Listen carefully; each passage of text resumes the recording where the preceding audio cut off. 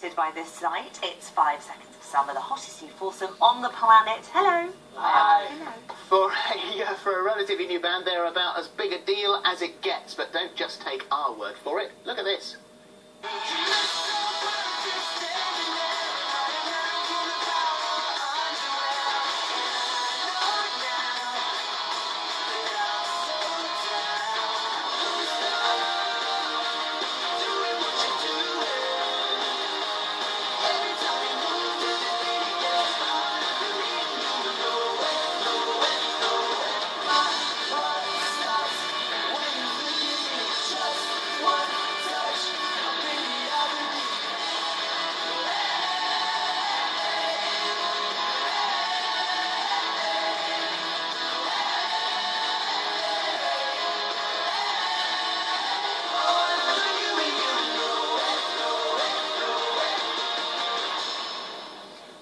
Welcome, Michael, Luke, Callum and Ashton. Yay!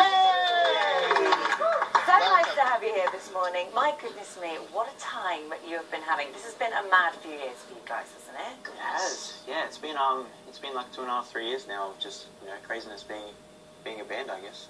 So it started. It was you three first of all at school, wasn't it? Yeah. So who's the initial person? Who's the instigator? At very first, we were about 15 years old, and Luke started putting up covers on YouTube. And Michael came up to Luke, he's like, we should start a band. And no one really knows how I got in the band, I just kind of went my way in. He was friends with showed up. He was friends with me and Michael, so kind of like, I don't know, he played guitar and it worked, I guess. And we did that for like a little while, and then we booked a gig because we wanted to be like a real band, and then we needed a drummer, and we knew Ashton, and then he just was the missing. And it was when Ashton started, that's when it started to get serious. Well, I owned a whip, and I came around, and no, it was just, I'd been in lots of really bad bands, and I've been in metal bands and all types of bands, and I seen these guys, I met these guys, and we instantly became really good mates, and we did our first gig at a pub in Sydney. How was the first gig? It was awful. It sounded terrible. Did you? We did lots of bad covers of Blink-182 and everything like that, and 12 people came. There was supposed to be 200, and that's what Michael told me, and that's why I did the gig. He was like, "Oh, there's going to be so many people there." It's all built on a lie. Band built there. Your fans, though, like right from even back then, you sort of had this sort of core group of fans that have been very dedicated and very loyal to you. But the big thing that came in was when your manager put the dates, the One Direction concert dates, and went, right, you could do this. What do you think? To begin with, you were a bit unsure, weren't you? We were sort of growing it in Australia on our own for ages, and we got up to we did a couple of national tours and everything like that, and we loved it, and we loved nothing more than playing shows and stuff like that, and then that opportunity came, and we were unsure because we're nothing like One D, and it wasn't the type of thing we were going for. Yeah. But we thought if you put both of us up next to each other, people are going to see how different it all is. Yeah. So and we can't thank them enough. I mean, it's been the craziest 1.5, 2 years of our lives, and we learned how to be a live band in arenas thanks to them, I was going to ask you about that, because it's not something that just happens. You do have to learn how to do it, don't you? Yeah, definitely. I think to be a good band, you have to just play a bunch of shows, and you have to be a bad band before you can be a good band, I think. And I don't know, we just played a bunch of shows, and they gave us the opportunity to.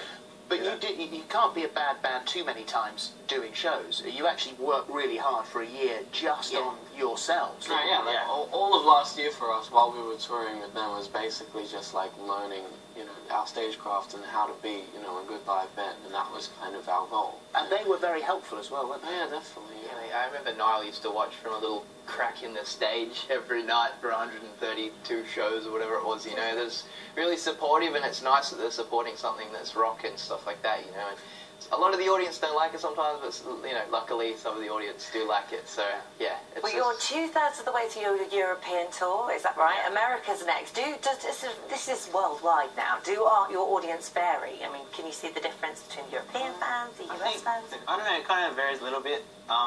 Europeans speak different languages. That's a fact. No, but the good thing about our fans is that they they're great everywhere. They're very dedicated. So cool. You can spot them from a mile away, can't you? That's they're the cool kids with dyed hair, and they've got the band shirts on, and the ripped jeans, and they just look cool. You can spot them from a mile away. It's just really lucky, and they're just they just copy what we do, and it's they're just like a little army of you know. And they are incredibly dedicated. Well, they're outside. I know. There they are. There they are. Just a few of them on the other side of the road as well. And on that side. Oh. It's been a while since that happened, actually. Some extreme camera panning and everything. We're quick. Who's the writer? Are you all writers? Yeah, that's the really cool thing about this band. We really pride ourselves on writing our own songs and playing our own instruments, and being able to actually put on a entertaining show. Put on a show. And look, the other great thing is, I know people say to you, "Oh, you're away from home a long time. Don't you miss going back with your mates?" It's got to be the most perfect job for you, because you are seeing the world with your mates. Yeah, that's a good point, man. We didn't really have any mates. It's just us. It's just like us four, and we just stick by each other because we're a little weird. But yeah, I don't know. Let's not talk about that. It must be pretty cool when someone like Ed Sheeran then comes out and covers one of your songs. We've got a little clip of him yesterday. So perfect, standing there in my American Apparel underwear, and I know now that I'm so down.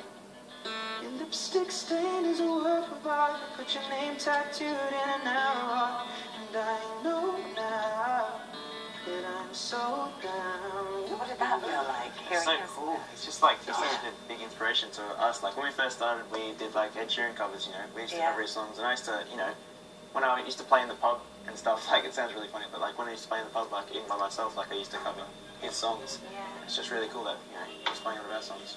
Incredible. Who does what then? So how would you just go down the line and because everyone, it's the sum of its parts, and everyone in the band is incredibly important. They all bring a different thing to it. So first of all, Michael, how would you describe Michael? Michael's the crazy guy. Yeah, the crazy guy. I'm the weird guy. Sort of like the rock spirit in this band, I think. Sort of reminds me of like Derek from Sub 41 and stuff like that. I don't know. You gotta love Michael. And, Luke, how do you describe him? Good legs. Really strong legs. Really great guy. You can't describe yourself. It's the others. Luke's like the perfect guy to be standing like in the middle of the stage. He's like the one. You're very just a good. Whenever I look right, he's Straight always line. there. Whenever I look to my left on the stage, you're always in the middle. Where he's supposed to be. Which is handy. Which helps. You can follow instructions. Callum, how do you describe him? Well, Callum started us all on songwriting. He came in one day to band practice like 3.5 years ago, and he said, "Look, I've written a song." And we were like, "Whoa!" What do you mean? And that was out of my limit or something. It was a song called Conversations. Oh, bad.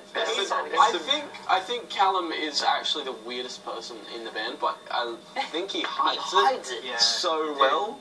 And you're in denial. He used to have an alter ego, but we won't talk about it. Yeah. Really? Nice.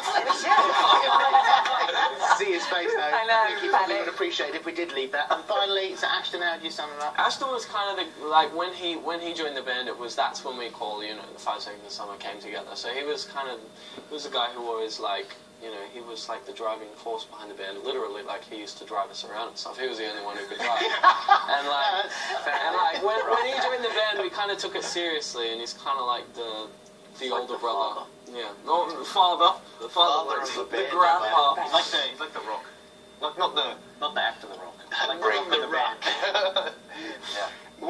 We've in your honour, we've actually invented a game. It's called 5 Words of Summer. Oh, It's about right. think of that one. You know what? Jeff, what you got? Okay, chaps, all morning we've been asking your fans. 23,000 of them have actually sent comments in today, or at least a large portion of that number. We've asked them to describe 5 words to describe an object associated with summer. So you're going to decide after seeing the clues what you think that object is. You got it, lads? Yeah, got it. Okay, here we go. The first one. And by the way, these could be suggesting there's something slightly different to what they are, so please be careful with what you say. So the first one, creamy. You can see where it's going with this. Sticky. Tube. Protection. All right, it's going well. Sunny. Runny, not sunny. Is it toothpaste? Runny. Is it? These are right. No, this is. Remember, summer related. Summer related. Surely it's Sunscreen? Why did I Sun cream, that's right. Yeah, they got it. Well done. Well Why am I done. shouting? I know you're next door. I don't need to. Anyway, right. This one. This is big, yellow, curved, inflatable, and water. Oh, I know. Go on. Inflatable banana. It is a banana boat. Well Been on a few of those. Here we I go. get it. Banana boat. The next one from Kira. It's big, colourful, inflatable, round, play. A ball. What kind of You ball? can't describe something as play, surely. Play. Play You is play like, with it. I don't know. How do you describe? You can't describe something as play. Oh, you got it. I think you got it. I think round they got and you the beach play ball. with it. They Beach said beach ball. ball. Beach ball, cool. Beach Moving ball. on. Daniel says it's round, it's fast, light, distance. distance. Okay, we're moving on to the next one. And I've throw. got it. Frisbee. I've got it. Yeah, fine. It is a I say frisbee. frisbee. We've got one more. It's CD player, new, Red Cross, and it's loud. Something you should set on fire. Oh, Is that our album? It is your That's right. Well done. Well done. Congratulations. We've actually got a little gift for you because we know you're a long way from home and you miss all your Australian home Oh my goodies. God. Give it straight to Pizza Pizza. shapes. There you go. So we've got you a load my of goodies God. that you can only get at home. There you are. Oh, not the wardrobe. Oh, no. Don't worry about it. Got some Just put your You phone. know what? It's fine. Oh my God, mint slices. Oh my God, mint So slices. we'll leave you to enjoy those. Look, Tim Tam. this is a beautiful day. This is actually amazing. Is it good? Oh, Yes. good. Our pleasure. You guys want to smell the Vegemite? I like Vegemite. There's an offer you don't get every day. Thank you. Thank you very much indeed. Thank you, guys. I should say the 5 Seconds of Summer album is out today. Right now. And the single, Don't Stop Now, is also Oh, out. never going to say no to that. You're in Tim Tam? Yes, I am. Go on, you read this bit.